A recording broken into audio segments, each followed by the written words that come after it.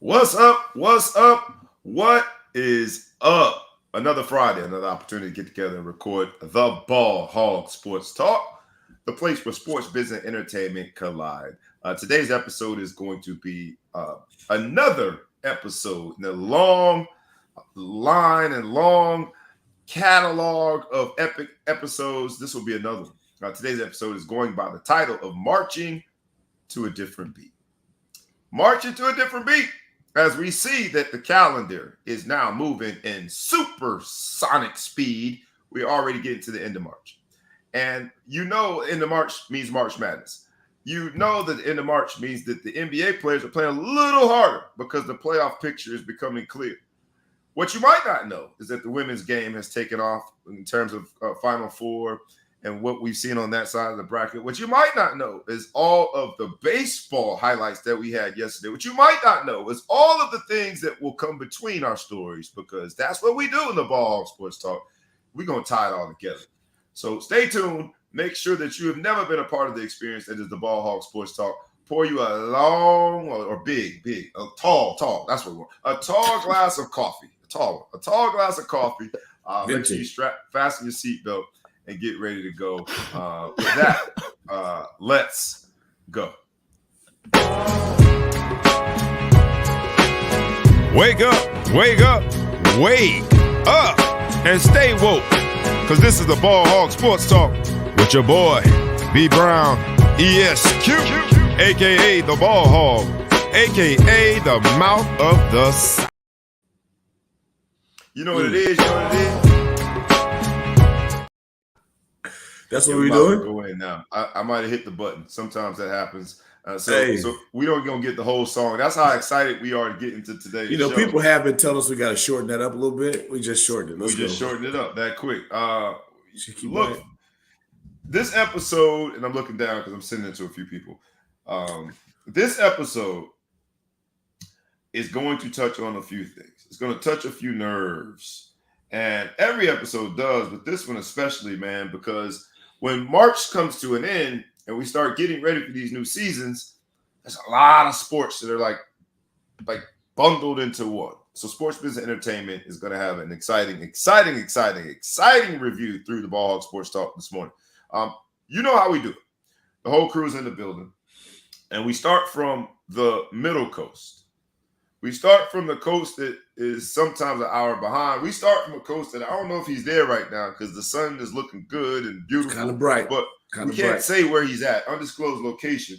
But we can say who he is because he's the man, the myth, the legend, thou who shall be known and recognized intergalactically as the Big Flow Show is in the building. What up, Big Flow? What's up, man? What's good, America? I'll let y'all know where I'm at. I'm in Mar-a-Lago right now. How you say that? Mar-a-Lago? Mar-a-Lago, man. I'm gonna escort your boy, man. When he says it's time to go, man. I was about to say, man, that's the center of the universe right now. That's right now. So I'm in Mar-a-Lago, man. So when it's time to go, you know what I'm saying? I'm gonna hold the door for your man, right? That's the least I can do. Hold the door. Your man's, whatever. So anyway, I gotta start with this though. Big Flow Show. Now that we got the introduction, I gotta start with this, and it's a little different, but it's not much different because this is the Ball Hog Sports Talk. Because each and every one of us do our thing when we got the ball in our hand. That's what it's all about. We are highlight producers. You have the highlight reel. I want you to just start off with maybe a highlight moment from sports business and entertainment. The Ball Hog Spotlight is on you. Start the show off with your moment. What would you like to share with our amazing audience? I like to, if I'm wrong, man, I can be swayed, right? Everyone's stuck in their ways, opinion. I got the big 5-0 on my birthday cake, so sometimes that makes you a little stubborn. But I feel like this Isaiah Thomas, he's at it again, and he's starting to make some sense to me. Which Isaiah Thomas? Not the Boston Celtics Isaiah. Not the little one, the older. Not the little, the one that's not as little. The one that won championships. The one that guy that's been on. Fair, very fair. That guy. We only quote champions. But you know what? He's saying that he wants a public apology. At first, when I heard it, clickbait. Public apology from who? From your man's now, Michael Jordan. He wants to Michael Jordan. MJ, okay. So when I heard it at first, I said, okay, why don't this guy just go away? But you know that I listen to you gotta when you get old and you get wise, you don't move as fast, you give people time to explain, you hear people out. And when I heard him out, I heard this man say, listen, I get all these people calling me, telling me that you didn't mean what you said, you didn't mean it that way, because you said you hate me on the Last Dance, which is those are strong words. He's like, I'm watching the Last Dance with my family, and this man get on here and says he hates me. He said, I've been to dinner with this man. Our families know each other. You hate me? But now you telling people I didn't say it. And I tell you what, I feel him on this. He's like, no, publicly tell people you didn't mean it. The same way you publicly tell people you hate me, publicly tell people that, or let it ride there. So either you hate me, and if you hate me, that's cool, or you don't hate me and say it publicly. But we can't do it the other way, right? We can't have it the other way around. We can't be very public with the criticism and very private. In private, yeah, with the apology. So he's like, so I don't want to sit down with you privately. Let's sit down publicly. Let's put it out there like you did the Last Dance, or just let it sit the way it is, but stop having your people come call me. You know what, Isaiah Thomas, I gotta say I agree with you. I think he gotta show receipts though. He gotta show at least a text message, a missed call. Because it could be the ghost in his head calling him saying he didn't really mean it. He put it out there. He said, I got the emails. Like he let you know I got the emails from his producers. I can say he's like, I did the Last Dance. He's like, I put a suit on. Like they asked me to be part of his show. I said, okay, I'll be part of your show. I didn't know I was gonna be the roast. You gonna tell me you're gonna be a roast show. Yeah, now you hate my guts. I'm feeling you, Isaiah Thomas. You starting to work on me, Isaiah. Hey, look, because we are in the zip code of petty. That's a good one to start off on. I like that. We also have ETP, the man, the myth, the legend, thou who shall be known as intergalactically, Ellis, the producer, Mr. Beantown himself. Boston put a whooping on Milwaukee last night. I thought for sure you was going to come with the Celtics hat. That just shows that you know what?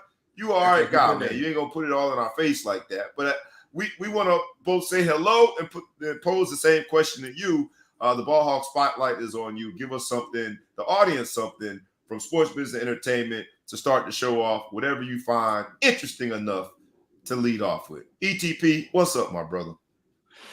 Doing well. I'm doing well. So, yeah, I didn't wear the Celtics hat. You know, we're used to being successful. Humility is important. So, obviously, we're not going to celebrate a major disastrous victory in a regular season game where, we're only worried about championships because we're so used to. You're saying that was a regular night is what you're saying. Yeah, that's light work. That's light work. So nothing to celebrate just yet. But my topic is, just with the way that, sports and teams and leagues are being valued now, we just heard that the Washington Commanders that recently changed their name and all the controversy around Dan Snyder and backstory and problematic operations and scandals, they received bids of upwards and over $6 billion. Magic Johnson is in one of the groups that's actually put in a bid, but just crazy to see, you have these billionaires that own teams and they have the opportunity to get punished by making bags and trucks full of money. I mean, the Broncos just sold for $4.65 billion just a year ago. Now the Commanders looking at $6 billion, maybe even will end up going to $7 billion. But just crazy to see what the valuations are becoming. But you have these owners that mismanage organizations, whether it's the Clippers or the Phoenix Suns, etc. And the penalty they pay is lots of O's, oodles and oodles of O's, as De La Soul would say. I mean, you talk about Dan Snyder, you think of Donald Sterling, you think of what prompted the forced sale in both situations, and to also have to deal with the reality that they made out handsomely when it comes to the financials seems crazy. And I remember when people were talking about Donald Sterling, like, you force him to sell now, all he's going to do is make more money. But I'm going to try to clown at work and see how that gets me. Maybe I'll come up with a package. Maybe they'll take care of it. You clown something. Right? Keep us posted. Copy on the email. It starts off with an email. Maybe I get somebody to record me saying something, but we're gonna figure this out, man. I'm gonna come up. Let's see how happens. It's always good to have the whole crew. I don't have any money you could borrow, just in case, just proactively speaking. None whatsoever. It's always good to have the whole crew in the building. ETP, great one to start off on. Big Flow Show. Always good to hear about the beef between ongoing and never-ending beef between Zeke and MJ. I'm your boy, B Brown ESQ, aka the Ball Hawk, aka the Mountain South, aka Mr. Excessive Celebration, aka Barazy. And mine, I felt like the picture, the image, the video of it will do it much more justice than I will. Because we talk about the transfer portal. We talk about how the transfer portal has led to so many different outcomes and students finding that as their salvation whenever a coach disrupts their day, whenever they're upset, whenever they get yelled at.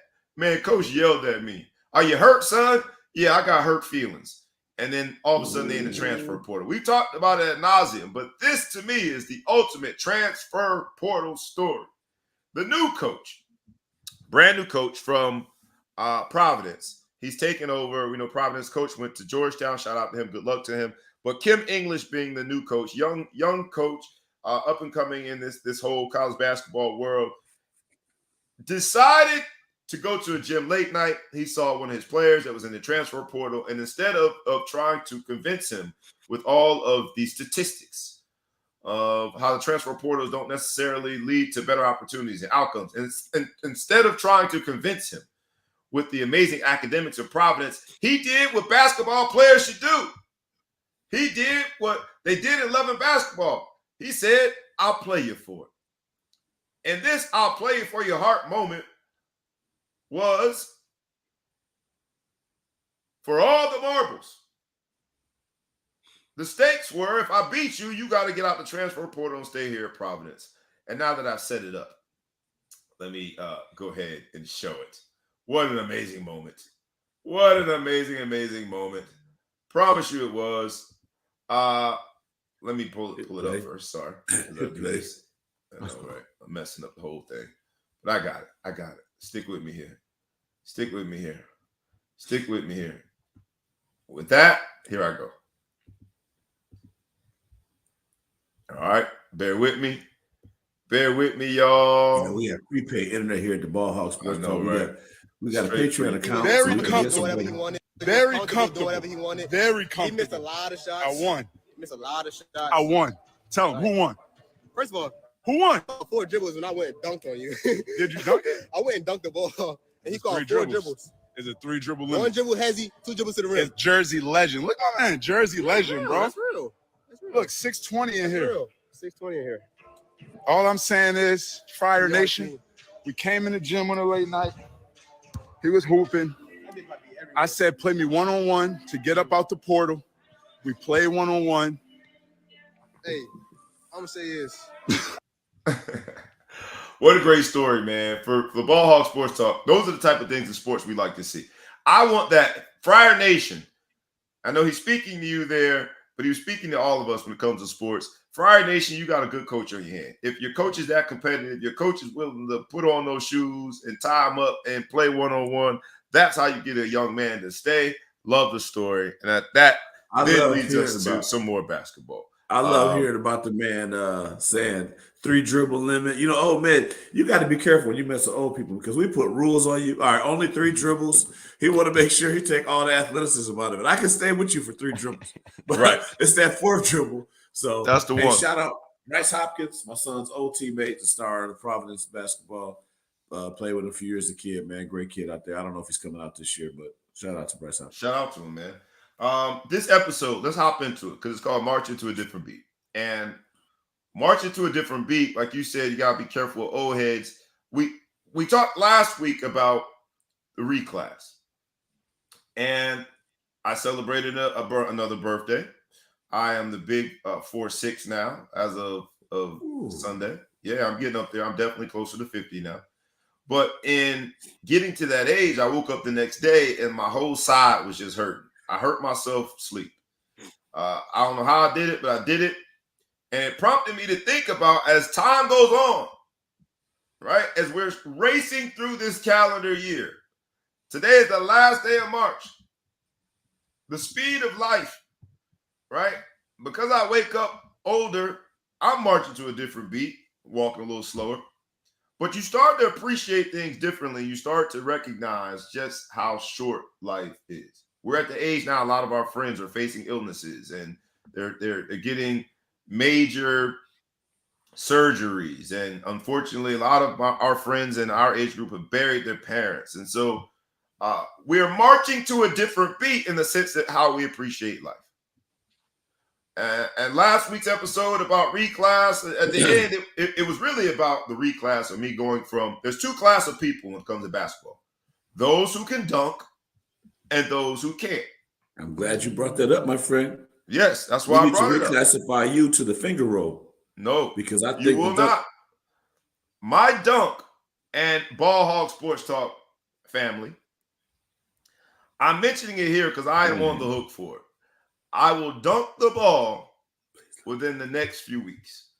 Now, because I woke up with my side hurting, I gotta work on some hydration or something. I don't know what the heck is going on. My son is gonna alley-oop the ball to me. My last dunk on the planet Earth will be with my son throwing me an alley-oop.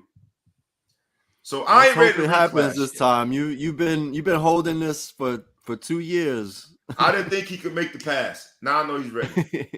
Oh, that's what it was? It's on him? You know what? Our kids hold us back sometimes. So you said I didn't think he could get the pass right, but now he's ready. He's ready. Now he's ready.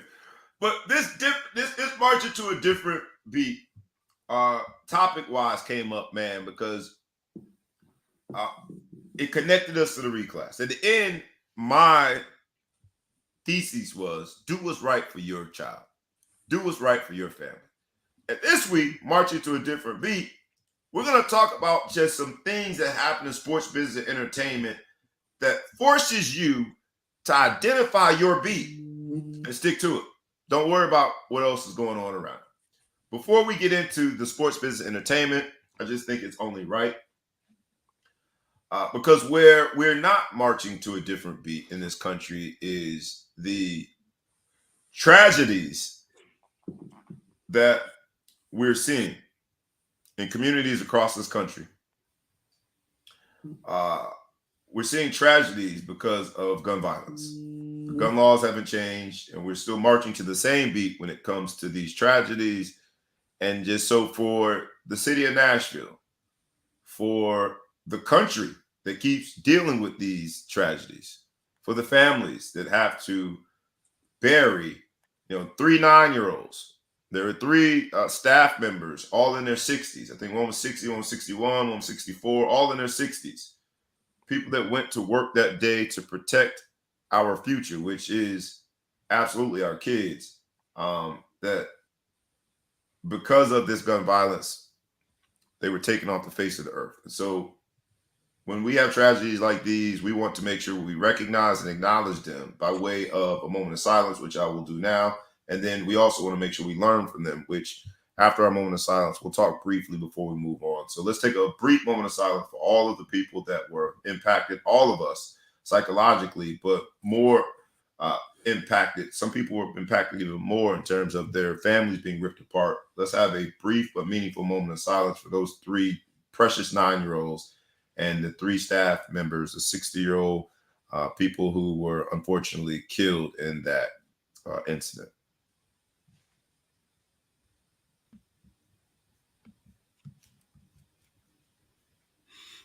Big Flo, you're in the state of Florida, and I understand, being from there, just how our outlook is in terms of gun ownership. And Florida is one of those states that stick out because of Trayvon Martin and that whole saga, stand your ground. When you turn on the TV and you see yet another tragedy dealing with kids, 9-year-old kids, when you send your child to school, there's no way that you think that you're going to have to face that call. You're sending them to a place that you assume is a safe space. You're sending them to a place that we think is the vehicle to so much opportunity, such an amazing life. They're going there to learn the things that propel them forward.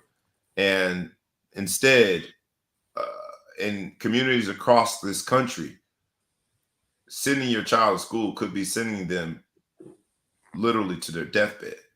And it's just getting crazy. So I know we had no plans in really discussing this, but wanted to acknowledge it, give that moment of silence, and also challenge each and every one of us. If indeed we want our country to march to a different beat when it comes to gun violence, if indeed we want our country to march to a different beat when it comes to mental health issues, indeed if we want our country to march to a different beat when it comes to protecting our children when they go to school and they are in the most vulnerable state, indeed if we want things to change, then we have to be the change that we want and that we see. So I'll say that before we move on. On a much brighter note, Paul Johnson got the Executive of the Year in the G League. Now, none of y'all know Paul Johnson, but we do. That's my man Malcolm's youngest brother. I used to go down to run and shoot in Atlanta in the summers. I used to, I ain't dunk on Paul, but every time I see him, I make that statement that I dunked on Paul. Because he was 16. I feel like that's bully ball. You don't dunk on the 16. Let's see, about 6'9"? I thought it was. He's about. I think he tapped out at 6'8", but somewhere in there, tall. So you did not dunk on him. You're lying. Well, go ahead.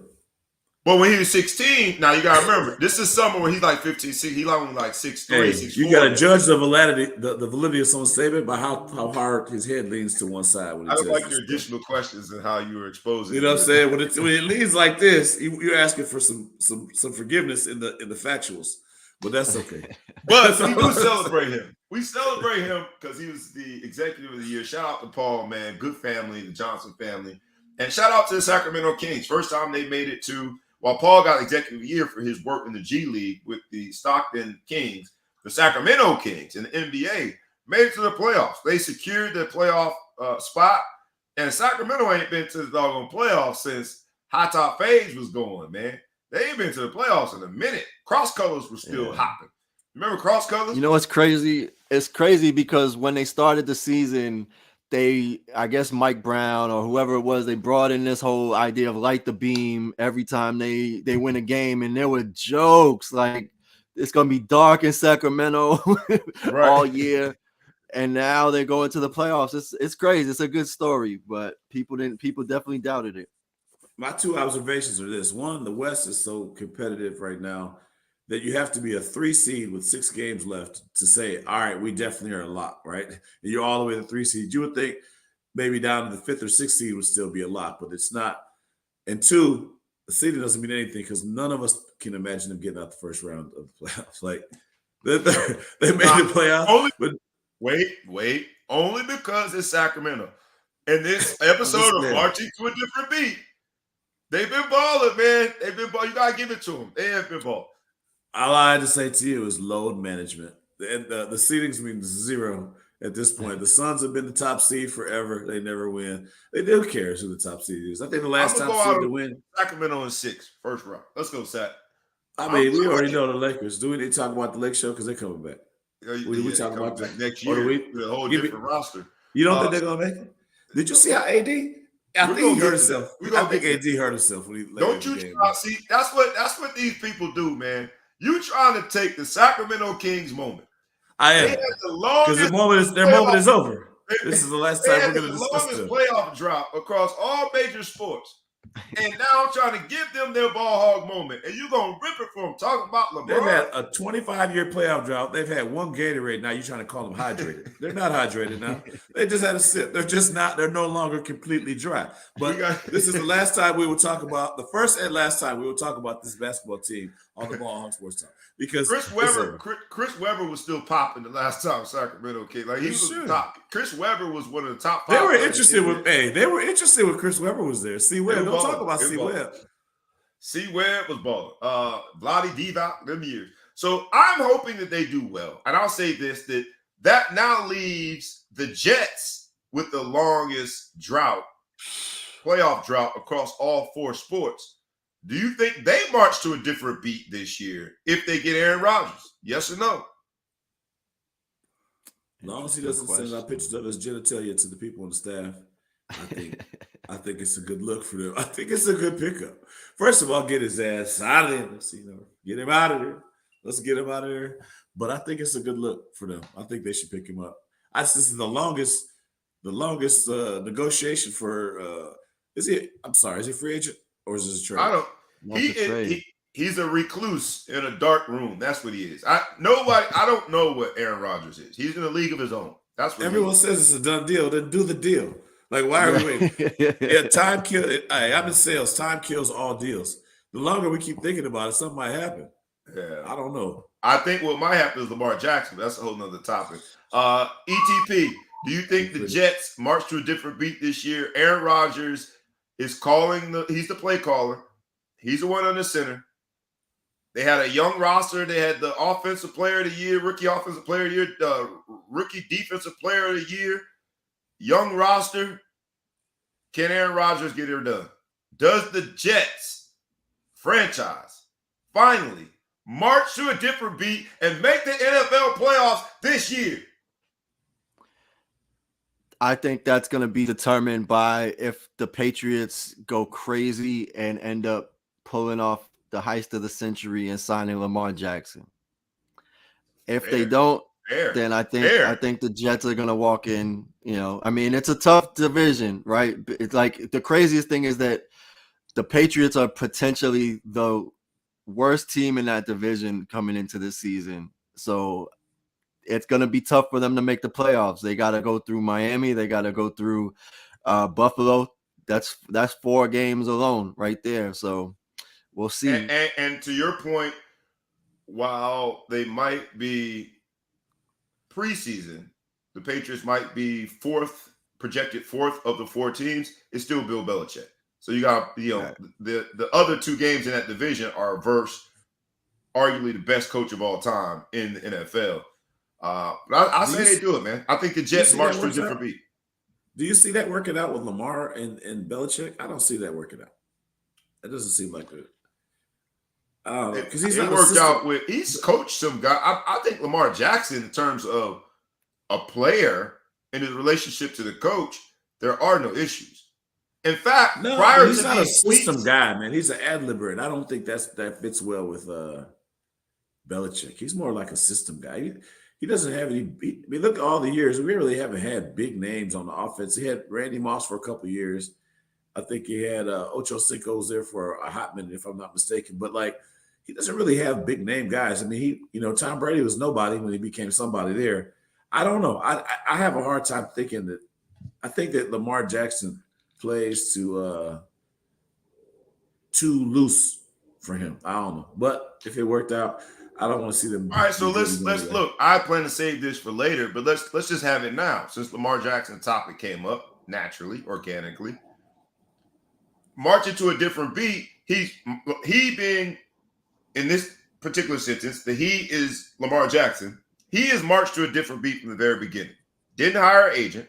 He's marched to a different beat in the sense that you don't see a lot of extracurricular activity with Lamar being out and about. Lamar Jackson has stayed within Lamar Jackson's close circle. And now he's marching to a different beat because for forever, when NFL teams are negotiating with an agent and the player, it almost seems as though that team's communication and marketing department is in complete control of the narrative. Lamar Jackson is using what is his communications team, aka Twitter, to get some things off his chest. And he's marching to a different beat, even in this negotiation. Is Lamar Jackson helping himself or hurting himself? I don't know how much more you can hurt yourself. This thing has been going on for 3 years by tweeting what seems to be very honest and transparent thoughts, but they also seem to be in the way of a deal getting done. And we are on the low end, 3 years past when this doggone deal should have been done. I'll start with you on that one, ETP. We know that social media can help. And he has a relationship with the Baltimore Ravens, but he also has a relationship with his fan base. And he seems to be choosing the relationship with his fan base. He wanted to clarify when he requested that trade, March 2nd.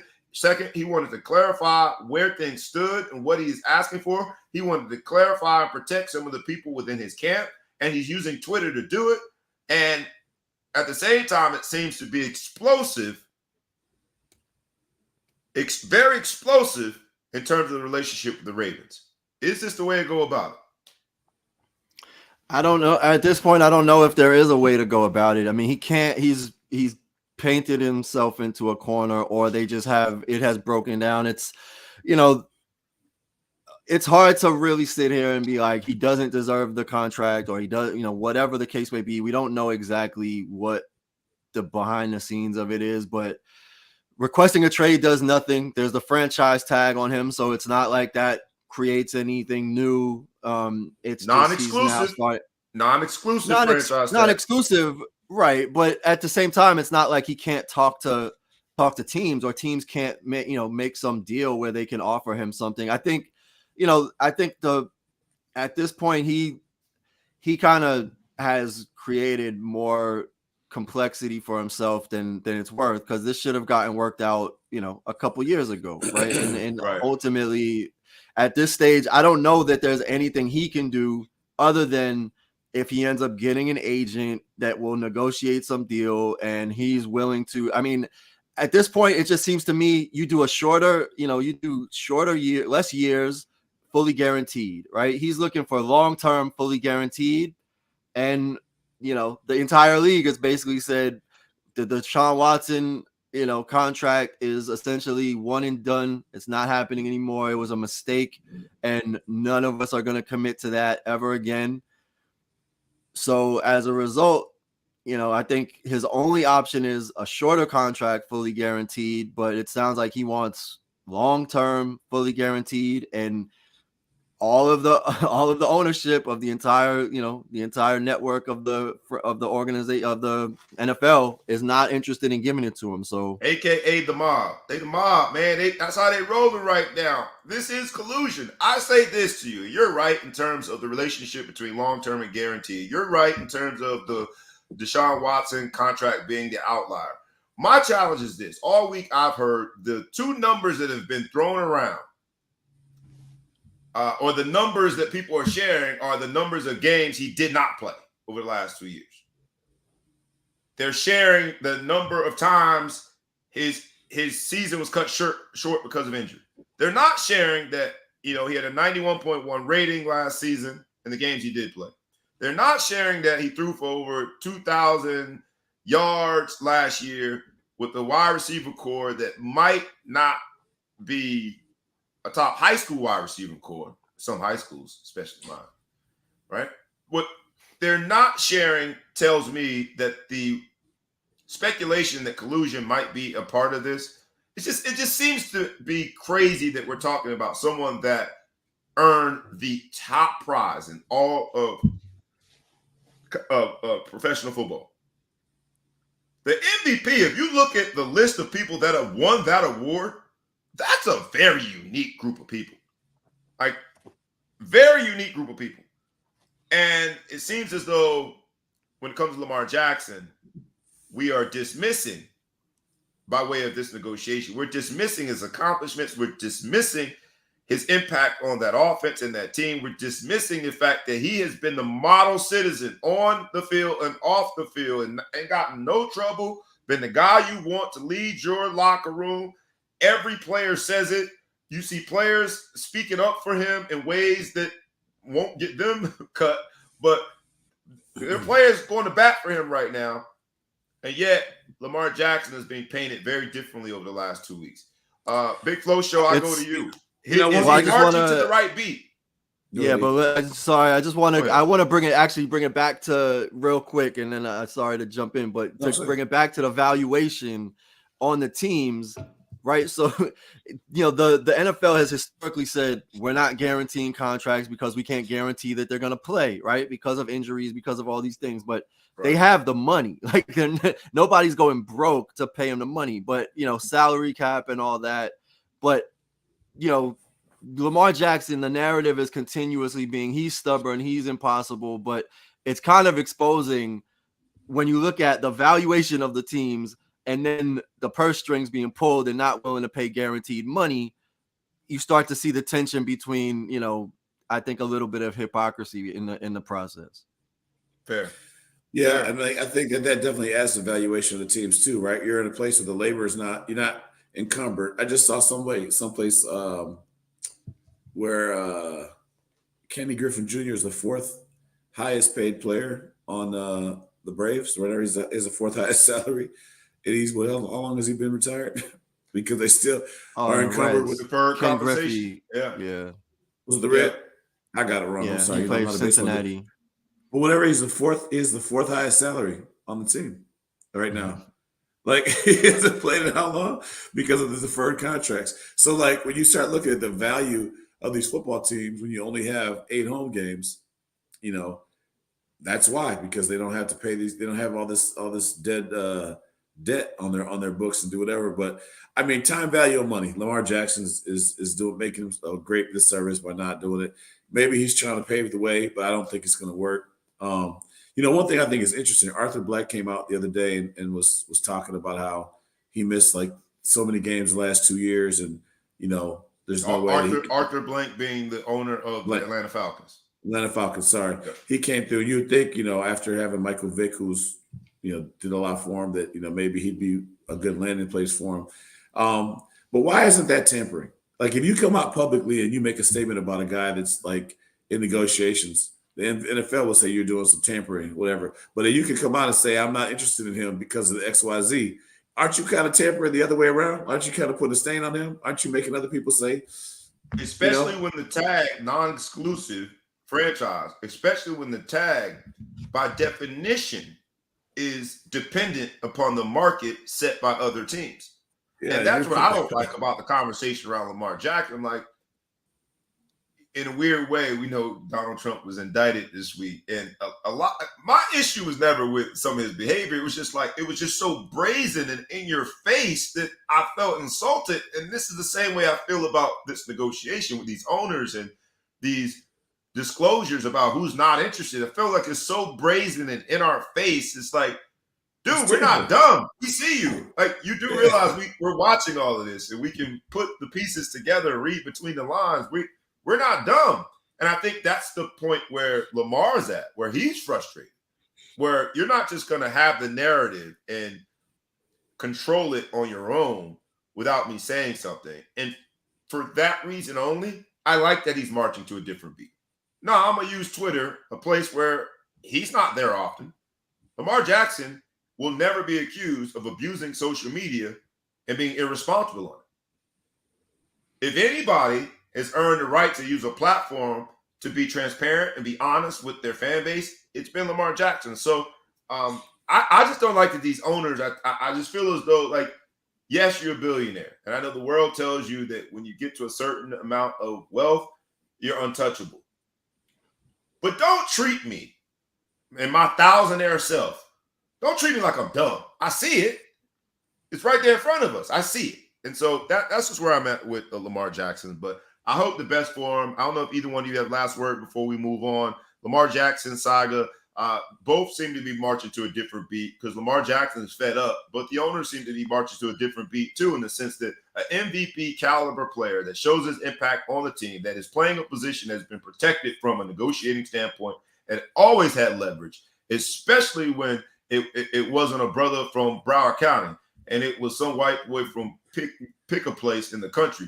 That position has been protected. It's a lot of doggone quarterbacks have been overpaid, and yet Lamar Jackson is in my humble opinion, being undervalued.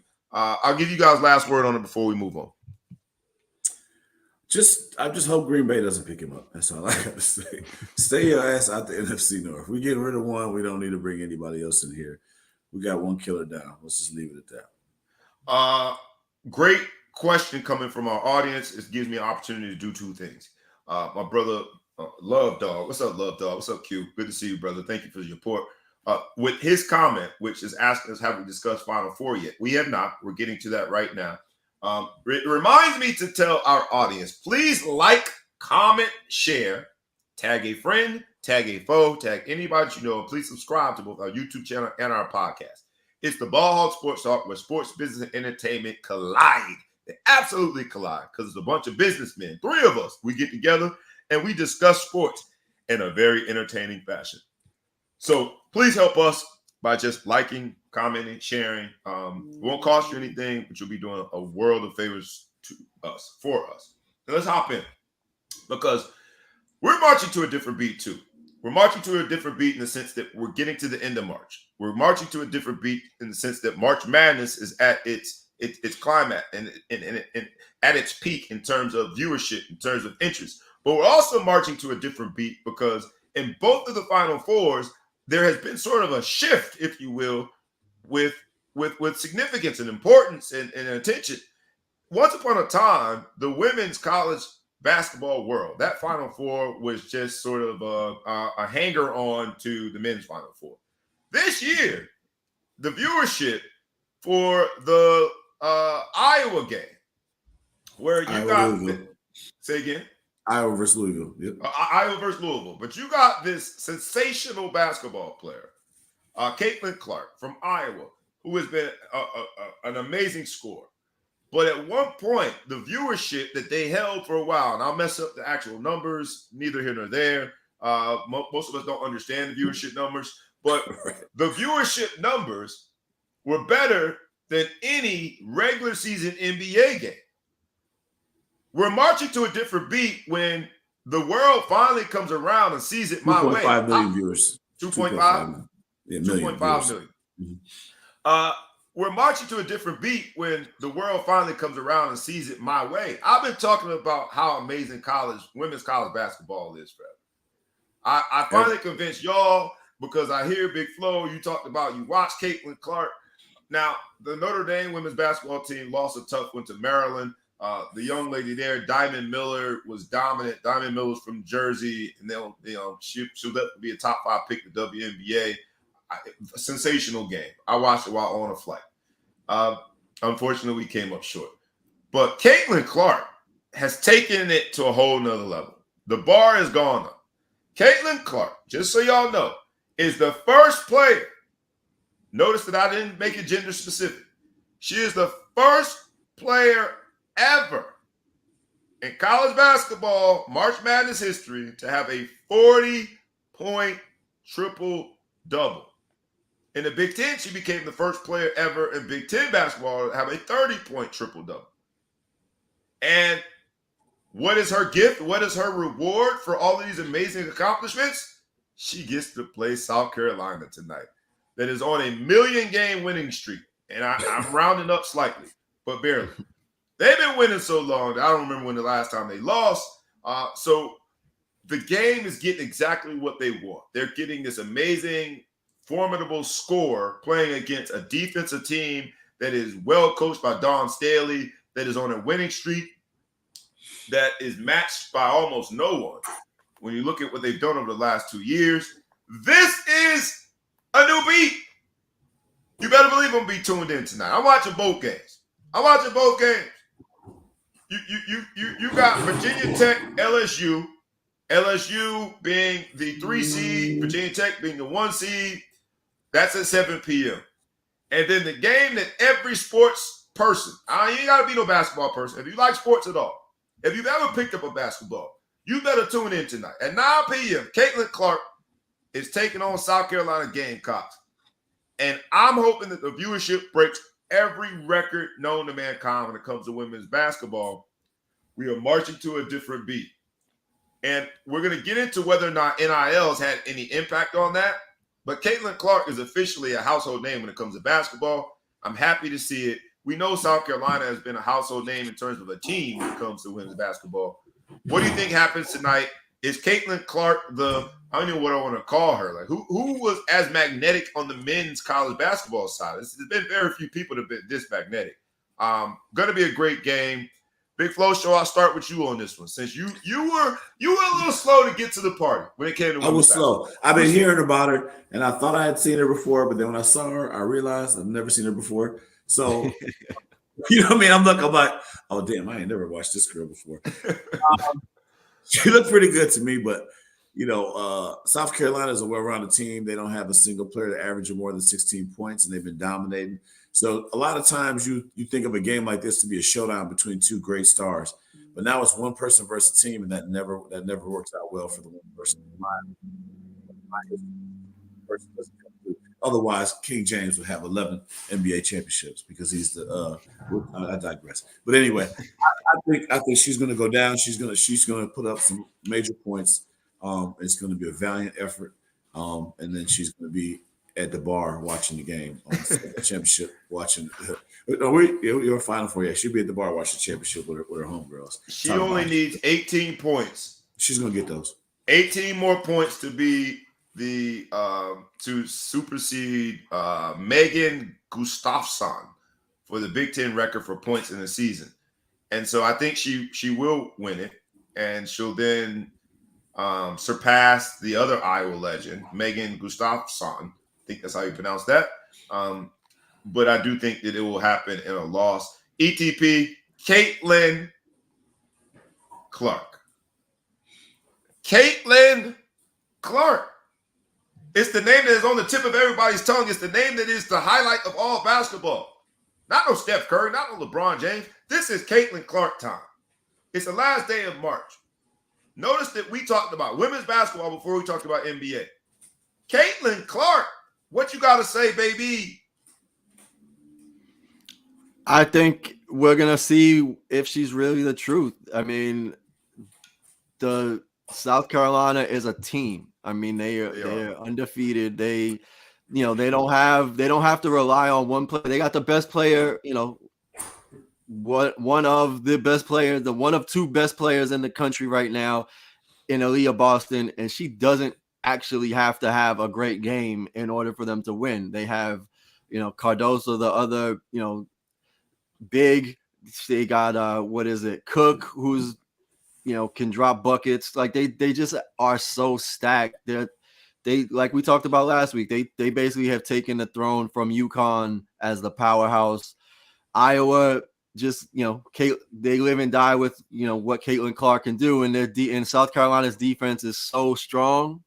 I don't know that Caitlin Clark's going to be able to handle it. So so humor me this, because when we look at both teams, yes, South Carolina is a team. Yes, South Carolina's undefeated. Yes, they reign supreme when it comes to women's college basketball.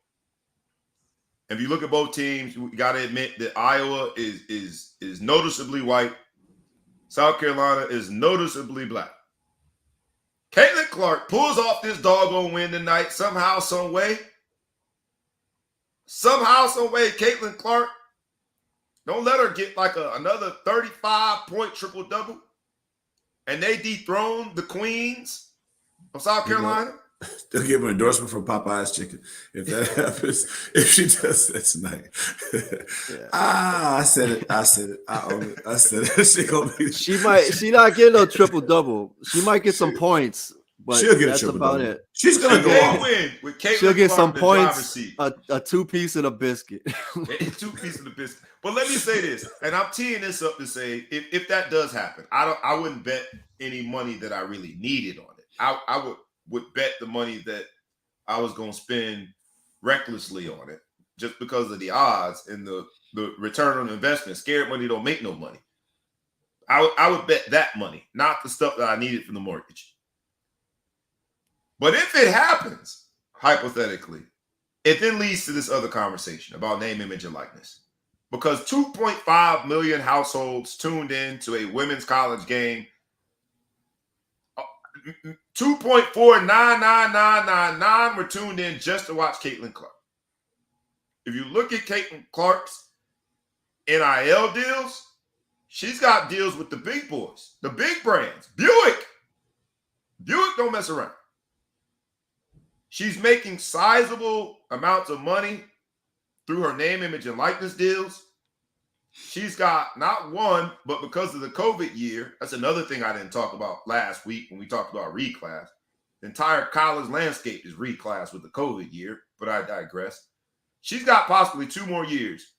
So whether it be Caitlin Clark, whether it be Reese, what's the young lady's name at LSU, whether it be the rapper at LSU, name, image, and likeness, I think, has done wonders for women college sports. Because now you're wrestling between staying in college and making a healthy 6-figure salary through your name, image, and likeness deals, or going to the WNBA where they make so much money that almost 80% of them feel compelled to go play overseas in the offseason. Sarcasm intended. So I think name, image, and likeness when it comes to women's college basketball is actually a good thing. We might get a chance to watch Caitlin Clark for another 2 years because she's in no financial rush to go and pursue the WNBA. I think Paige Beckers is another one that, now she had an injury, but even with injury, a WNBA team would have called her name.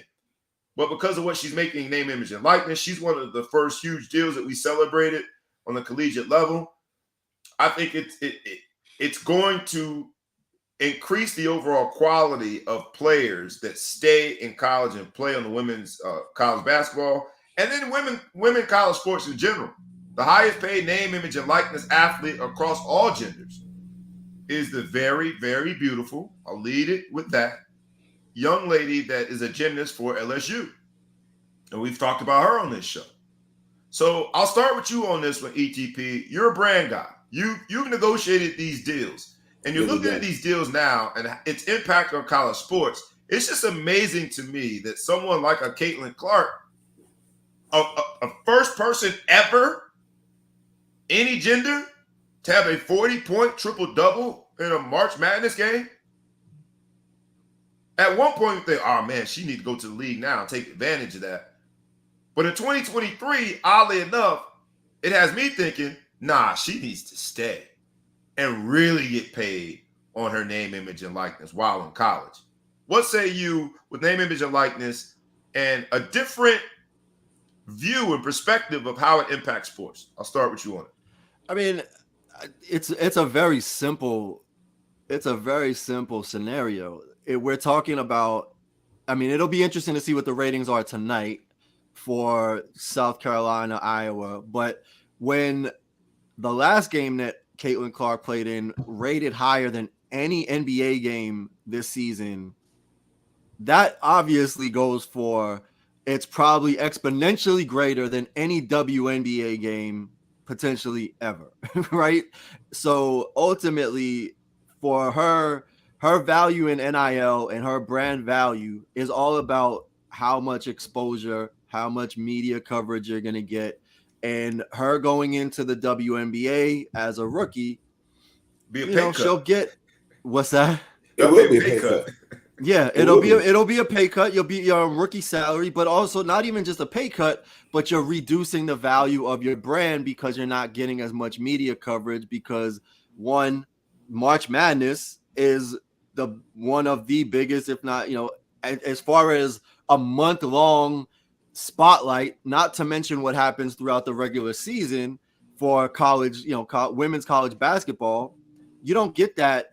People are glued to their TVs, whether it's because they're betting or because they're hometown fans or whatever it is. You just have the whole nation just looking for upsets and action and excitement that you're not getting with the WNBA. The WNBA is just now getting any level of, broadcast deals and distribution. It actually helps them generate more awareness and viewership.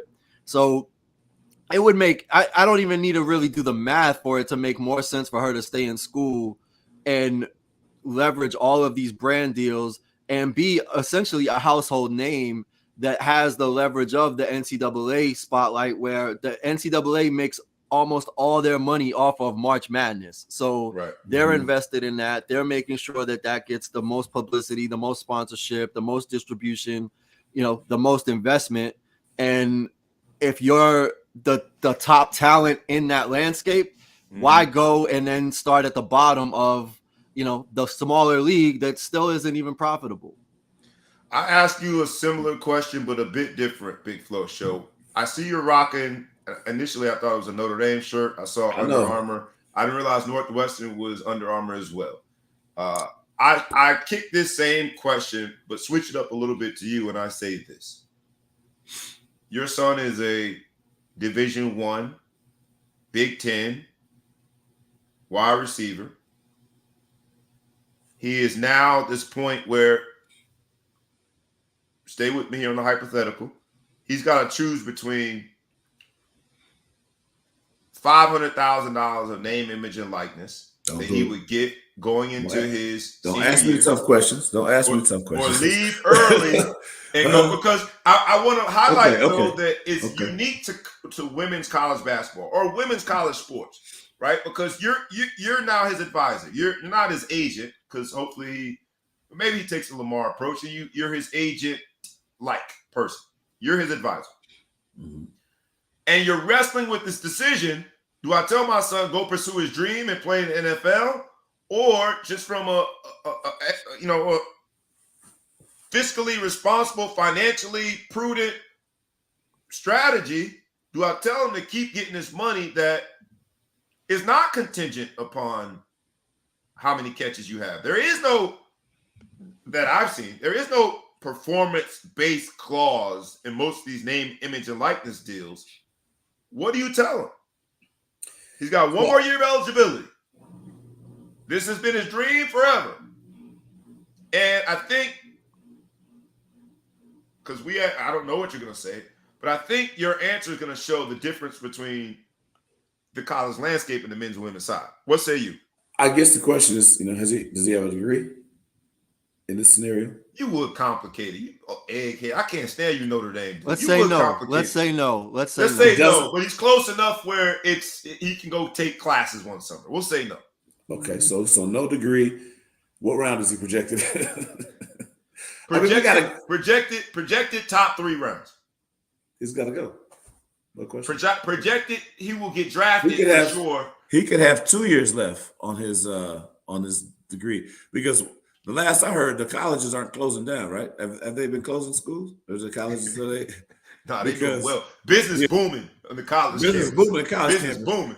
Anybody in the top 3 rounds, unless I thought that 1 year could get him to be the first. No, he's going. He got to go. He's got to go. We got a guy right now, Peter Skronsky, who's supposed to be a top 10 pick. He wanted to come back, and Coach Fitzgerald told me he wasn't welcome back. I like Pat Fitzgerald. He immediately ranks as one of my top coaches. That's great advice. He says, "You're not welcome back. You no longer have a home here, man. You got to go. You have to go. Northwestern will be here for you when you come back, man. They'll be here. Look, and they're going to welcome you. We'll even let you in the dining hall. I know you added some follow-up questions. But the reason I was asking the question, my man Love Dog asked who's his son. It's his namesake. It's the real Reggie Farima.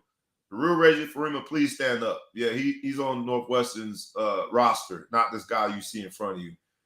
Number 19, coming to your stadium near you this year, coming to your TV screen. Number 19. Number 19, man. Number 19 in your roster, what they say in your heart. Number 19 in your playbook, number 1 in your heart. But and he is very nice. He should have went to Notre Dame, but that's a whole different thing. That's just me being me. He is very nice, and we'll have an opportunity, and we're praying that opportunity manifests itself. But I asked you the question almost knowing the answer, and I know you added the follow-up questions about whether or not he had a degree and what round he's projected. But it's almost even like without qualifying. If you're projected to be drafted at all, you would leave. I mean, just because if you got a chance to go live out your dream, play in the NFL, where we know it stands for not for long, the last thing you want to do is there is no delayed gratification in that because of the injury risk, right? You got to take advantage of it while it's hot. And so it'll be interesting to see. Now, granted, there's a lot of things that play into this, and this is more of a name, image, and likeness thing than anything else, right? Football players play with a helmet on. There's 100 people on that team. A great season still, if Lil Reg has a great season, right? In order for them to have a great season, there's got to be productivity for other receivers. The running game has to be strong. The quarterback has to play with the defensive, and you've got to share the spotlight so much more. I love the fact that the spotlight doesn't necessarily have to be shared with these women college sports. The gymnast, Livy Dunn, who's making all his money. The beautiful young lady, LSU, Angel Reese. What's the rapper for LSU? Not Flo Rida. What's her name? Florence? Whatever her name is. She's a rapper. He called it Flo Rida. Not Flo Rida. My bad. No disrespect. I don't want to make no diss track on me. Flau'jae Johnson. Flau'jae. Yeah. Close enough. Like with women's sports, they don't have a helmet on. There's only 5 people on the court at one time. And whether we like it or not, beauty plays a role in value when connecting with a brand. And so I think it's going to an amazing place. That's why I have so many deals. Did you get my good side on that one? We're still looking for it. We're going to find We're still looking for it. Let me know when you see it so I can take a picture. Okay. But I say that to say this week, Congress got together. And I was tempted to use this as my ball hog spotlight moment. But on Wednesday, they got together and tried to come up with some consensus as to how legislation should play out for name, image, and likeness at the federal level. We know that each one of these states has its own legislation when it comes to name, image, and likeness. And that legislation not only touches on college sports, but youth sports, including high school sports. But Congress gets together and Congress doesn't move fast. So this is their 6th or 7th time trying to have a conversation about name, image, and likeness. But in short, they're trying to make sure they protect amateurism while legislating these name, image, and likeness deals. And so it's these scenarios in real life that will be impacted by the decisions that Congress eventually makes. I don't know if I can put my trust in Congress. I don't want to get political in this show. It seems more performative that they got together to discuss it. But these examples, whether it be Caitlin Clark, Livy Dunn, Angel Reese, Lil Reg, these examples of real life athletes, scholar athletes being impacted by these decisions encourages me to encourage Congress and responsible decision makers. It's time for us to march to a different beat, and it's time for us to get something done so there is some agreed upon way to do it. If not, name, image, and likeness deals are going to go bonkers. We saw Miami. There's a special, I think it was between the lines or outside the lines. There was a special this week about Miami, who is a Final Four team, essentially having bought their team by way of name, image, and likeness. Mm-hmm. By way of the owner of this company also wearing a booster title. And you would have thought that would be death penalty sanctions once upon a time. Now it's a documentary. And so I think, we got to do something, Congress. There has to be a consensus. And so people can turn to this is how it's done. And states aren't just doing it their own way, willy-nilly, because these young people, these scholar athletes, right? We're talking about Caitlin Clark. She's 21 years old. The money that she makes or not makes in the next several years is going to lead to her nest egg and to her overall wealth when she's my age. And so we got to make the right call, and it needs to be done fast. So let's march to a different beat. Let's move faster, Congress.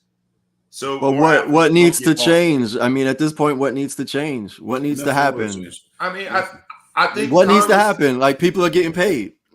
So what do you? But they're not getting paid in a way that allows fairness. And what I mean by that is it's super fair. What would make it more fair, and what makes it unfair? Single college has rich alumni. If you care about your sports, pay the athletes. If you don't care about your sports, don't. So how about the school that doesn't have a rich alumni? They're just every single college has rich alumni. Every one of them. Every single college has rich alumni. Every single college doesn't have the same number of rich alumni. Every single college doesn't have rich alumni that are willing to open their checkbook and write name, image, and likeness deals.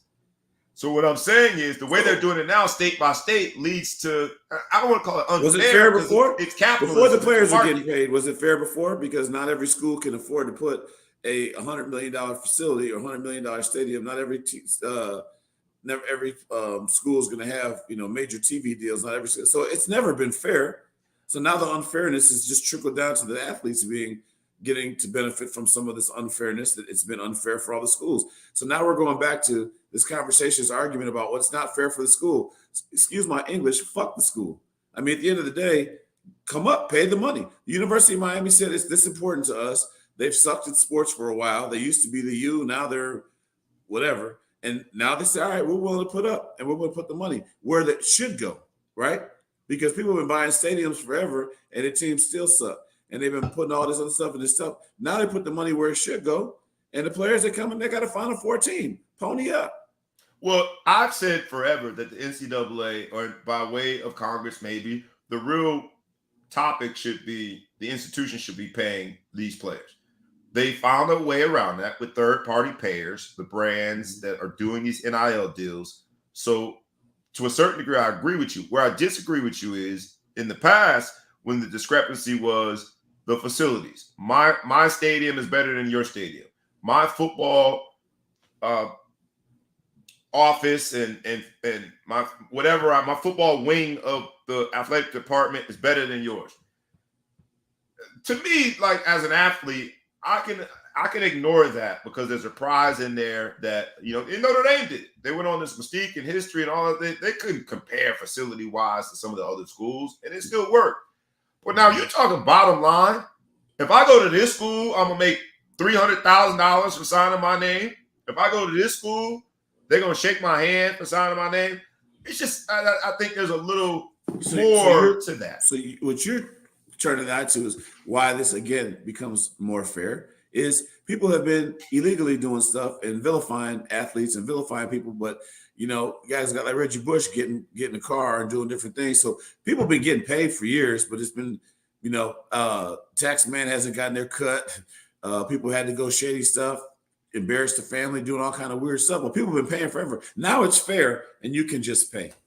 Now you can pay. Some schools are paying just a little bit. You know what I mean? Some schools paying, a little bit more to the best athletes and whatever. But at the end of the day, it's amazing to me how quickly they were able to come up with some money. My son's university is not one that like wants to pay a lot of people, but they've come up with some money. Notre Dame is one that we never thought would pay, but I'm hearing everybody at Notre Dame gets $40,000. Where was all this money? They didn't even want us to eat. I'm not gonna bash Notre Dame, but they, what I'm saying, they were there. I was be scared to tell y'all what they gave me for living off campus back in the day, but suddenly they got $40,000 for everybody.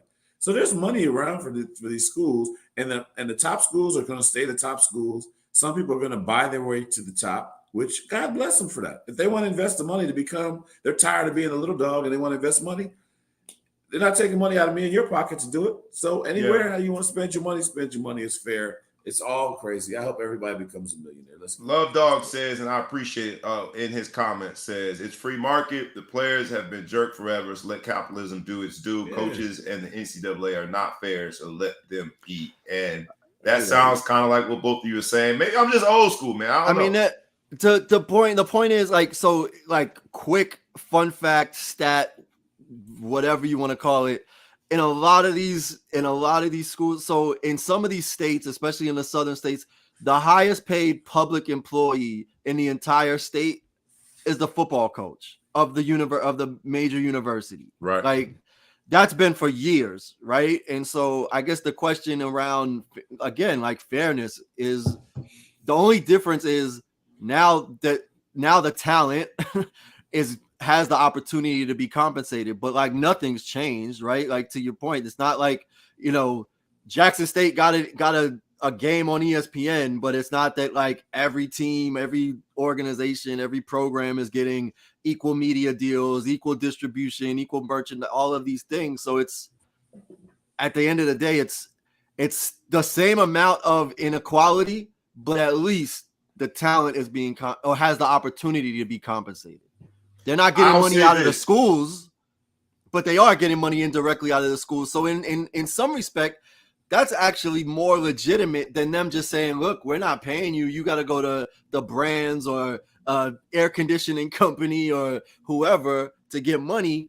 But at least they're like, we're going to share some of this money with you in a way that kind of turns back around. So the coldest. You just made a reference to the coldest. I like that. The coldest. Yes. He actually transferred, by the way, in case y'all know, fun fact. Again? He's not out. He left Nebraska. Yeah. I know, but initially he was going. Well, he didn't transfer. LSU. He decommitted for LSU, and then he went to Nebraska. I don't even know where he's at now, but he's gone. I hope the coldest. The coldest went to a warmer place. I think he probably got a little. It's kind of chilly up there. When I said the coldest, I wasn't talking about just kind of cold. Nebraska too cold. I'll say this, and then we can move on, because even hearing you talk about ETP, you called the student athletes the talent. And to me, hearing the talent puts a free market capitalistic approach to it that at least we're treating him like that, the talent.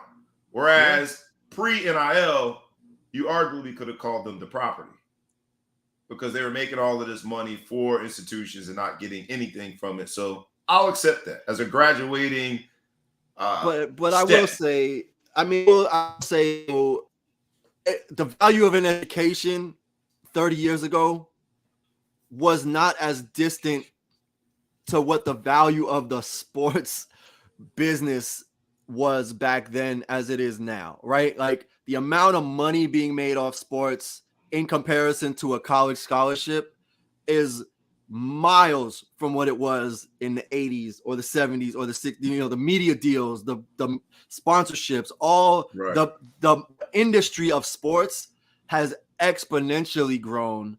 The value of a college degree marginally, right? And that's the difference, where before it was like you get a scholarship, it's worth, $100,000, where the amount of money being made off the sports wasn't billions of dollars at the time.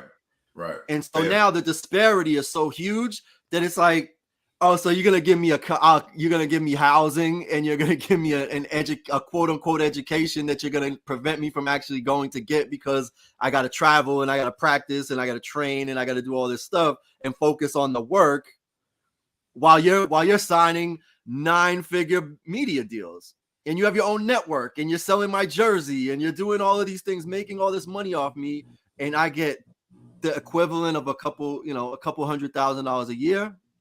And you sell my jersey in perpetuity. I mean, they own your name, image, and likeness for the rest of your life. They can always put Bobby Brown on TV. They can always show your penalty. You try to own it by calling yourself excessive celebration, but they can really get paid off of this thing for the rest of your life. Man, pay these people, man. I don't care. I don't care what it does to the system. Pay them. If they got to take it out to coaches and say, hey, sorry, we can't pay you anymore. We're playing so-and-so. Thank God. Yes, let's do it. You just reminded me. Before the coldest Crawford, there was Brainerd Bobby Brown. I got that excessive celebration penalty, and I owned it, my G. You know what I'm saying? I owned that, baby. But I ain't get paid off of it. I just hope that still getting paid off. If you blow up, then Notre Dame's going to put that show on TV somewhere and get paid off. You know what I'm saying? Hey, I'm gonna get a cease and desist letter from Notre Dame. Don't you dare call yourself excessive celebration. Yeah, that at Notre Dame. Yeah, we own that. We own that flag. We own that. I just hope Congress gets it right, and we'll see what that means. But I'm sick of Congress talking about it. So let's march to a different beat. Actually, do something. Only because each state, I don't like the state, especially in today's political climate, where states are trying to do the most extreme things to appease their political base. And I don't need to go into details, but I think you might be in one of them states right now. And I'm from one of them states, Big Flow Show. So leaving it to the states, I think, is unfortunately putting the kids at harm's way of politics. And so Congress needs to at least have something at the federal level that standardizes what schools can do, and then the powers that be on this side, the parents that have kids that are being recruited, the coaches deciding where to go. Then we could put pressure on to make sure that we maximize the opportunities within a set standard of rules. That's all I'm asking in terms of Congress. They need to do something. How dare we talk about NIL and not bring up Bronny James? Bronny James, to me, can call any school. Because you talk about putting butts in the seat. I know he's narrowed it down to, I'll mess up the schools, but I know Ohio State's in there. I know USC is in there. I imagine UCLA. But someone, we're watching the McDonald's, and I'm bringing up Bronny James, not randomly, because he just played in the McDonald's All-American game a few days ago. And there were people that questioned whether or not Bronny James was there because his name was Bronny James or because he was one of the best in the country, which has been the standard, the seal of approval for college basketball has been McDonald's All-American game. Well, two things. I think Bronny James shut everybody up. We're going to do three things. First, Bronny James shut everybody up. He shot the lights out. I think he ended up with 15 points, 5 for 8 from 3-point. and looked really good. I wanted him to take the last shot. He passed it up, and it eerily reminded me of his dad in that moment. Man. I wanted him to take the shot because, like, if he make this 3-pointer and tie this thing up, like, it's going to be great. And he gave the shot up, but they got a good shot. Second, in terms of a family, whether you like LeBron James, and when I say like, there's levels to it. There are disciples like my man, the Big Flow Show, who really thinks the man walks on water. No, all right, too far. All right. But you like it. But you like it. You like it. You like it. All right. That's a curse word in sign language. or you dislike LeBron James like me, and you are a self-professed hater.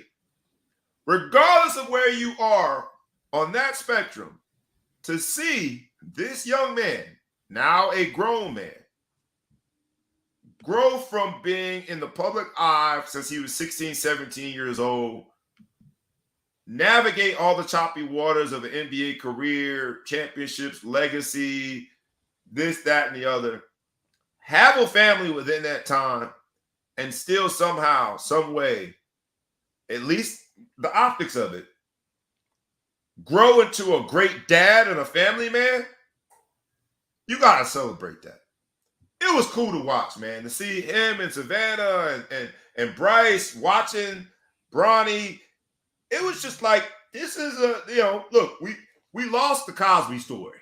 That's gone. Bill was doing things.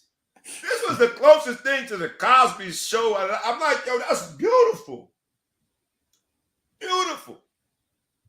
The third and last thing that I'll say about Bronny James in the McDonald's All-American game is watching him play with DJ Wagner. DJ Wagner is also legacy, even more of a legacy. His dad, DeJuan Wagner, went on to Memphis, I think played in Memphis. The grandfather, Milton Wagner, played, I think, at Louisville. But all three of them played in McDonald's All-American game. And now DJ getting the Eastern MVP. Someone said to me, instead of Bronny going to the schools that he's listed, we don't know if he's going to go to college or not, he should just pick up the phone and say to Kentucky, I want to come there. And Kentucky somehow, some way will find a spot for him. Because Kentucky, I think, they got DJ Wagner, they got like the number 2 player, they got the kid, Aaron Bradshaw, both Jersey boys. Yeah, Jersey. This Jersey thing started to grow on me a little bit. It started to grow on me a little bit. They parents Jersey boys just move but on. Imagine the story if you have 1 through 4. It'd be a new age Fab Five. Every media outlet throughout the entire year will be focused on Kentucky and following Bronny James and crew, including DJ Wagner.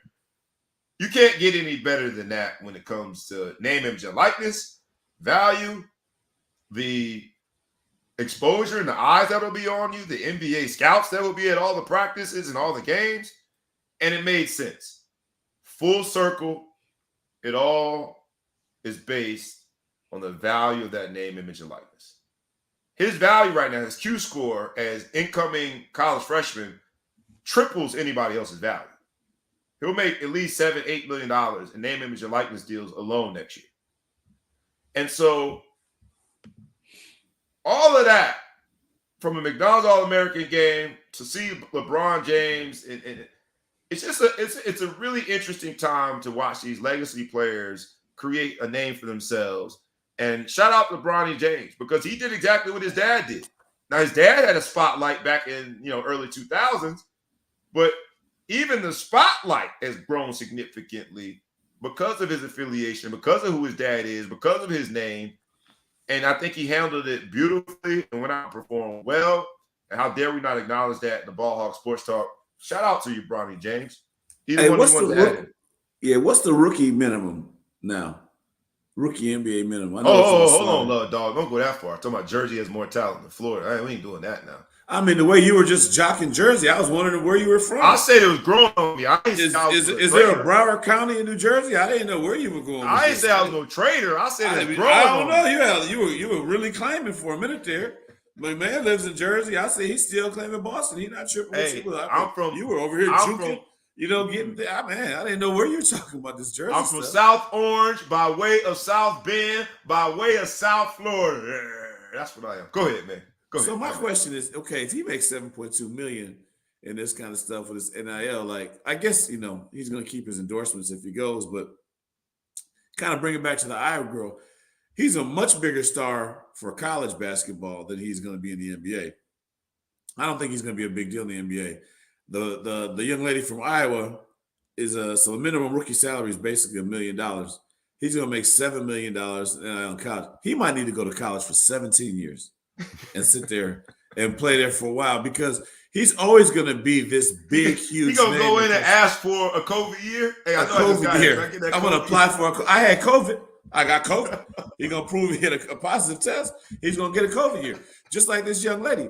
She should be transferred to other schools. She should go to Miami and chase that money because she's never going to be a bigger name. No, there's no WNBA star that's a bigger name than this girl in Iowa right now in the name of sports because so unfortunately a lot of people don't care. But she's in Iowa. She's a college person.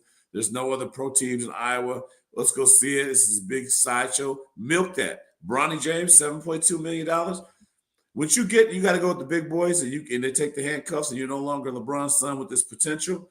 And they find out that you're just a pretty good basketball player. I don't think he's going to be some sort of a monster, pretty all-star. That might go down. So Bronny James, get yourself a PhD. Only go to a school that's going to let you get a doctorate in whatever it takes the longest. That's what I say, Church. ETP, again, you are my go-to when it comes to brands. This episode of Marching to a Different Beat, right? Bronny James, I think, already has an endorsement from Beats by Dre. He gets on campus already having deals. He's got a Nike deal. So I love it. I really do. But does that mean he doesn't go to college? Like, because he could just as easily go to the OTE. He could easily sit a year out. Bronny James is in such a unique position. He could sit a year out and have a camera guy come and watch every one of his workouts, and that be his NBA draft process where they're watching each one of his workouts. Like, Bronny James is in such a unique position. Yeah, so that's actually another point. I think it was him and DJ Wagner. They were wearing Nikes at the McDonald's All-American game, and that's the first time that it wasn't all because Adidas is the sponsor of the McDonald's All-American game, and based on their deals, they were wearing Nikes. But no, it doesn't make sense. I mean, it doesn't make sense if he has to stay. Again, it goes back to like this is an apples to apples conversation, right? It's about your marketing value is as strong as the awareness and the reach that you're gonna get, right? Nike and Buick and Bose and all these companies are paying endorsement deals because of the reach and the awareness and the publicity that you're gonna get as a brand, as a personal brand. So the idea of him going to OTE is not going to get him the same level of media coverage if he goes and plays at Ohio State because of the media deal and the network and all of that comes with it in the March Madness. If he goes and plays overseas, he's not going to get the same amount of coverage as he would get. I mean, college basketball, that is one of the things that it does, or college sports in general, as much as the NCAA or the schools may not be directly officially paying the students, they're giving them marketing value that they can then transfer to monetary gain and financial value from the brands that are going to pay to leverage their celebrity. So for Bronny James, it makes perfect sense. Like, don't go to OTE, don't go to IMG Academy, don't go to play in Australia or Lithuania or anything. Like, LaMelo Ball is an interesting case study because he wanted to go pro and leverage his, and this was pre-NIL, right? So he went and played overseas and got a deal and maintained all of his endorsements and all of the other ways that he was going to get money. But for Bronny James, that cat is out of the bag. So leverage the media platform of a college, of a college program and go from there. Here's what I'll say, because as you describe it is indeed capitalism. We know LeBron James, or Bronny James rather, has at least a $7.2 million valuation for his name, image, and likeness going into next year.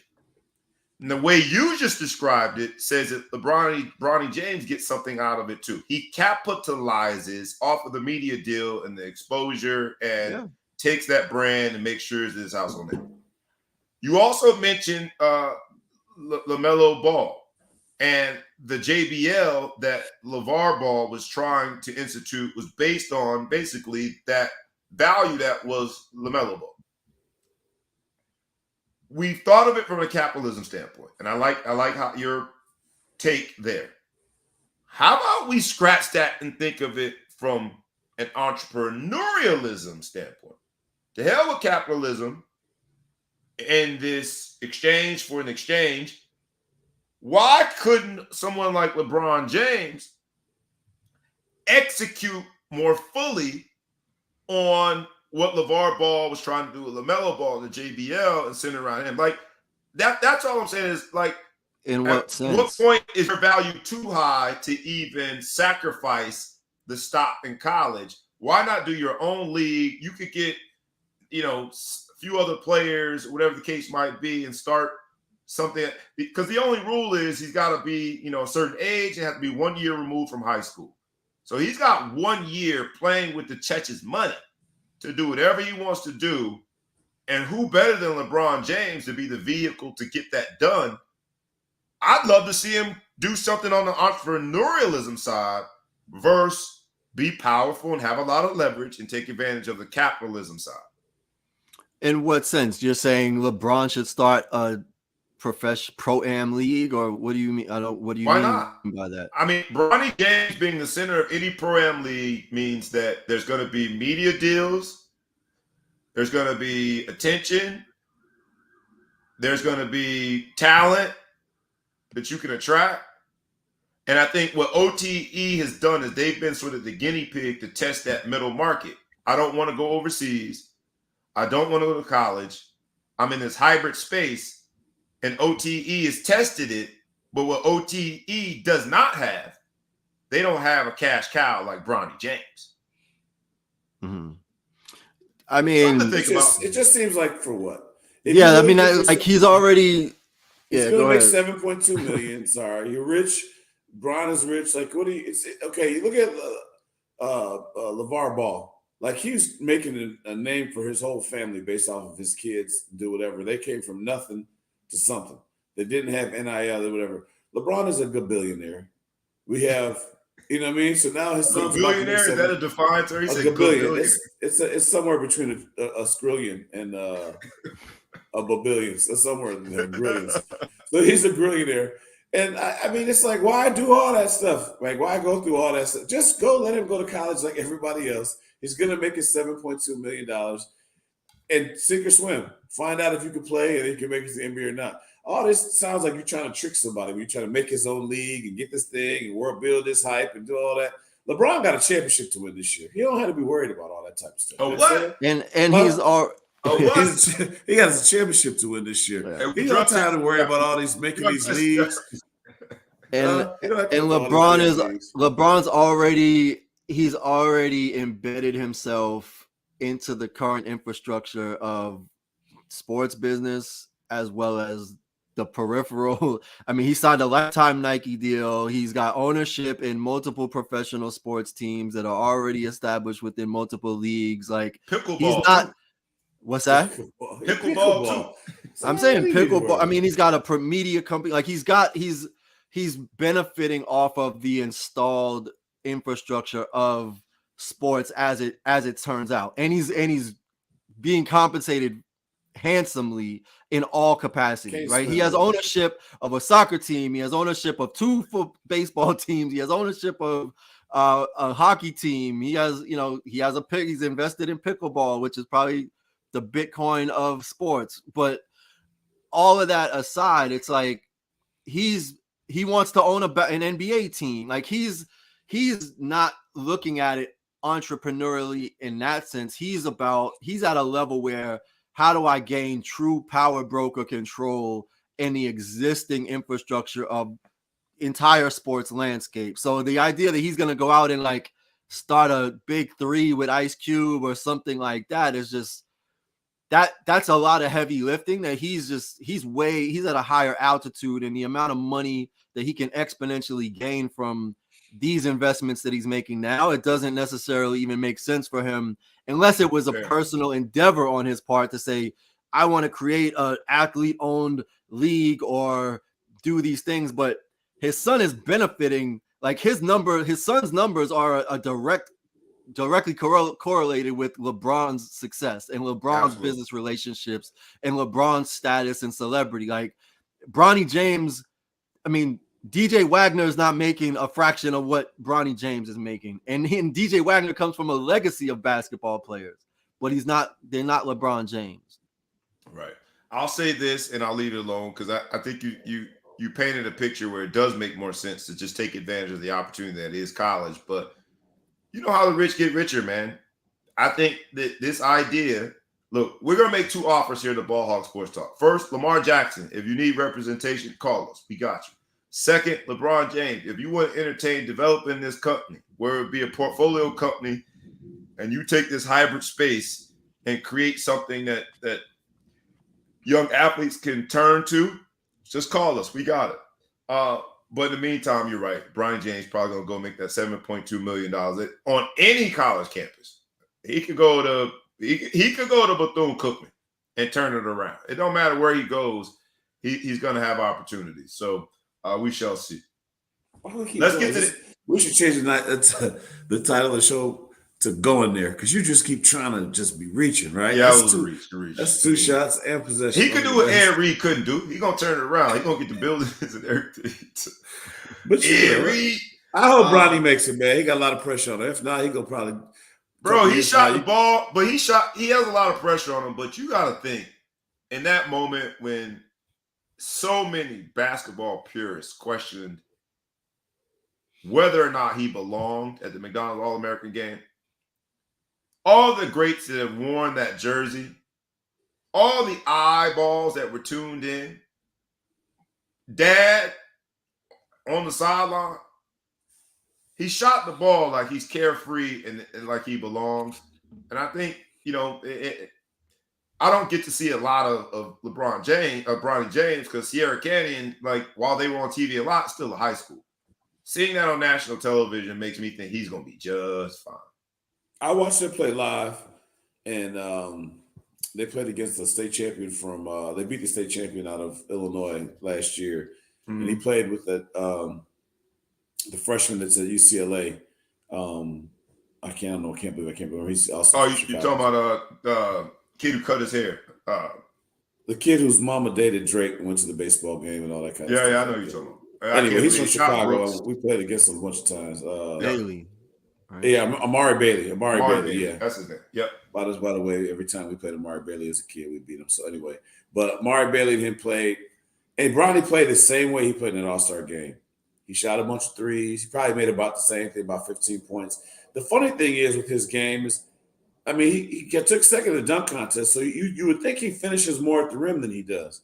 To be such a shooter, he's got the athleticism and he's got silly ups. I mean, his head was near the rim when he was dunking. You'd think he'd be more of a finisher. So his game's got a lot higher ceiling to go. I think he can go. But go to college, Bronny, find a school, become that school's most popular player, and do what you got. And if it doesn't work, Jordan's kids, it didn't work out for them. Maybe in a few years, we'll see you with Gabrielle Union somewhere. Maybe you'll do like Jordan's kids did, take his most famous teammate's wife. You and Gabby walk around. Or, man, start your own league. They're gonna be Bronny James. They're gonna be printing his own. The boy got his own money. He got his own money. So doing his own money. If you can play, let's see what happens. They got a pretty good league. They got a pretty good league going on in America.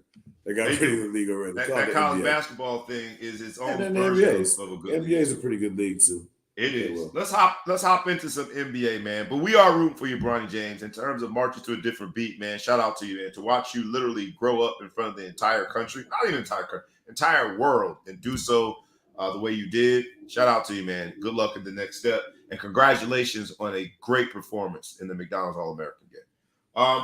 NBA, because a lot of those young people are going to hear their names called. NBA last night got a reckoning, some straightening on in terms of Eastern Conference.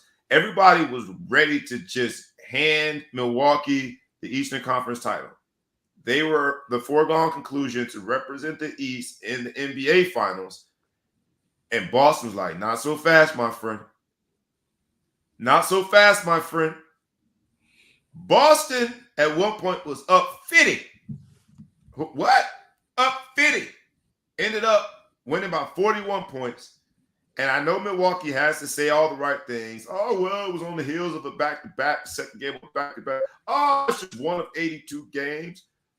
But yes or no, does a whooping like that psychologically, because they'll be at it within a month's time if indeed they both go to the Eastern Conference Final, does a whooping like that psychologically set the record straight? Nah, one game. One game is 82 games. One game, you make it a big deal. You cash your checks already. Who cares? Ash check, break the nets. I mean, it cuts both ways. How many times have you seen that in a series where someone gets whooped in a game, 20, 30-point game, and they come back? I don't know. Even a 20-point game. 20-point game in the NBA feels like, our field goal percentage was low. We could have come back. They were up by 50. Yeah. Sometimes they shut their wad. It happens. I mean, the thing about it is it cuts both ways, right? One, they shut down defensively. They had a great game plan to basically neutralize Giannis. They had the wall set up.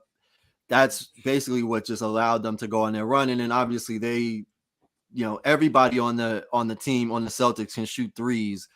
So those two combinations, when they're hitting their threes and they're locking down their defense, you're going to see games like this. But it's a regular season game. Milwaukee's still the team to beat. Celtics Al Horford's older than the coach, and that's not a joke. And he's never really done anything. He's been an assistant, this entire time. Coaching is minimally important throughout the regular season, but it becomes when it's most important in the postseason. So I don't know that the Celtics are going to be able to really pull through. We'll see. I mean, obviously I'm rooting for them. They're deep, but Milwaukee's really the team to beat. And also this could fire Milwaukee up in a way that when they get into the postseason, they're not going to forget this. Right. So it could demoralize. It's demoralizing, but at the same time, especially the way Giannis approaches the game and he leads by example with the entire team, this is not something that's going to make them feel like their back is broken. It's just going to add more fuel to the fire. Let's go out with this, man. I appreciate those takes when it comes to NBA, and there's still a lot of jockeying to be done. About 5 or 6 games left, and everybody has something to play for. So we'll see how it plays out. We'll talk more NBA next week. Not a sense of urgency. I did want to at least talk about and just mention. We don't have to discuss NCAA men's side Final Four. You got FAU playing San Diego State, and you got Miami playing UConn. It is an all-Florida Final Four, baby. It's going to be an all-Florida championship. FAU does the unthinkable and makes it to the big game. And Miami, while I always struggle with my relationship with Miami, I grew up loving it, but made the best decision of my life to go to Notre Dame. So I got a love-hate relationship with Miami, but I'm going to choose love in this one. And Miami beats UConn. UConn is the odds favorite to win, maybe just because they had the highest seed, maybe because of the Hurley name, maybe because UConn, every time they make it to the Final Four, they advance to the championship game. But that has nothing to do with this team.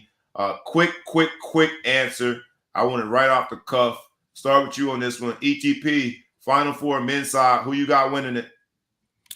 I got San Diego State, Miami in the final, and Miami is going to earn their money, and they're going to win the championship. If Miami wins, every booster in America from every school is going to be getting phone calls tomorrow or the day after the championship, which championship's on Monday. Big Flow Show. Wait, who's that? Hold on, I got to get my matchups right. Who's FAU have? FAU's playing San Diego State. I don't like it. I wanted that for the finals. So I'm going to go FAU. Miami, UConn. I can't do it. FAU, UConn. I can't do it. I can't say that. I can't go. You can't say Miami. I can't go with them. You thinking with your heart, man. I'm asking from the head, not the heart. FAU is going to win the whole thing.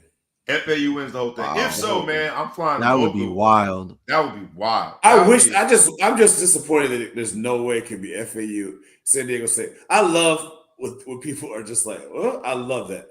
If the big boys can't win, I love it when it's ugly. The fact that it's going to be FAU, San Diego State, nobody cares. Of the millions of people, ESPN showed and I'll mess up the number of millions, but the millions of people that submitted a bracket, there's like less than 10 or something crazy. Like there's some crazy astronomical number of people that have a perfect bracket. And those people, I'm convinced, just blindly picked. There's not no a perfect bracket, but that they picked the right Final Four. Nobody has a perfect bracket. I mean, they picked the right Final Four. Sorry. Yeah. Sorry. So even then, I think that they blindly picked. There's no way.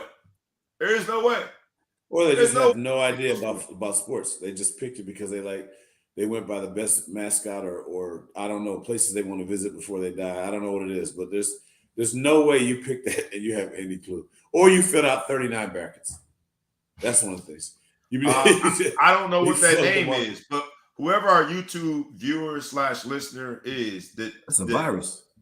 Hold on. I don't think it's a virus. That's a name. I just can't read it. But he says in European basketball, Real Madrid. I don't even know those teams.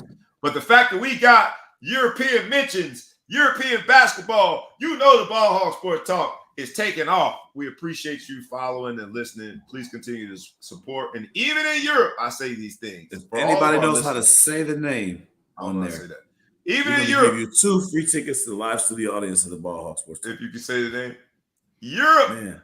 America, not America, North America, Asia, Africa. I don't care what continent you're on. I'll say the same thing. Please like, comment, share, tag a friend, tag a foe, tag anybody you know. Please subscribe to both the YouTube channel and the podcast. Last statement from me is Damar Hamlin. Shout out to him. Went to D.C. He's trying to work with legislators on trying to guarantee that there are defibrillators at all high school games. I know Tina Charles several years ago, the WNBA star, worked through her nonprofit to ensure that there were AEDs at all youth, not all, but as many youth parks and gyms as possible. In this episode of Marching to a Different Beat, because there was a medical professional there, because the steps were in place. Yes, it was a nationally televised game, so the NFL does that. His heartbeat continues because of the work that was done. So shout out to Damar Hamlin. With that, this episode of Marching to a Different Beat has been a great one. We started with the reality that the beat that you march to, the life that you live, should be very reflective of the people that you love. This past Sunday, I celebrated my 46th birthday.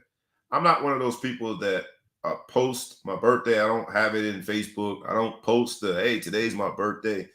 I just feel as though the people that reach out should. There's several people that I think are very close, that are loved ones, that I would do anything for them and they would do anything for me, that they're not going to remember my birthday and I don't remember theirs, nor do I expect it.